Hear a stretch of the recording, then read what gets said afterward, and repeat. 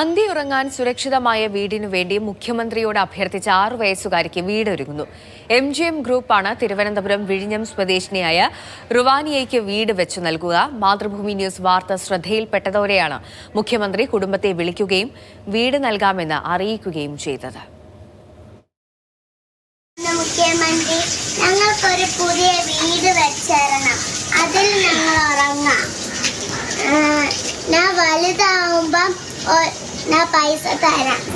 നമ്മൾ വിഴിഞ്ഞ വാർഡാണ് sir. 2.5 saint സ്ഥലമുണ്ട് sir. Okay sir, thank you sir. Okay. കുഞ്ഞിന്റെ ആഗ്രഹം സഫലമായി. ഒരിക്കലും പ്രതീക്ഷിക്കാത്ത ആ വിളിയുമെത്തി. മുഖ്യമന്ത്രി VD സതീശൻ ഫോണിൽ വിളിച്ചപ്പോൾ മനസ്സ് നിറഞ്ഞ സന്തോഷം അമ്പരപ്പായി അമ്മ പ്രിയങ്കയുടെ മുഖത്ത്. മാതൃഭൂമി ന്യൂസിന്റെ വാർത്ത കണ്ടാണ് മുഖ്യമന്ത്രി ഇടപെട്ടത്.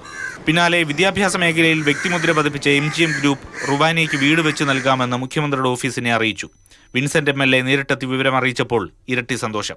കേരളത്തിന്റെ ബഹുമാനായ മുഖ്യമന്ത്രി ശ്രീ VD സതീശൻ അദ്ദേഹം ഒരു സ്പോൺസറെ വളരെ പെട്ടെന്ന് തന്നെ കണ്ടെത്തി. അദ്ദേഹത്തിന്റെ വസതിയിൽ ആ സ്പോൺസർ വന്നു.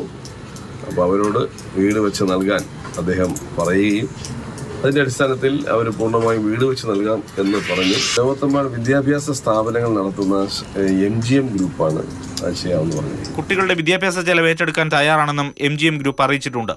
മഴ പെയ്താൽ ചോർന്നൊലിക്കുന്ന ചായപ്പിനുള്ളിലാണ് 2 മക്കളും അച്ഛനും അമ്മയും അടങ്ങുന്ന കുടുംബം താമസിക്കുന്നത്.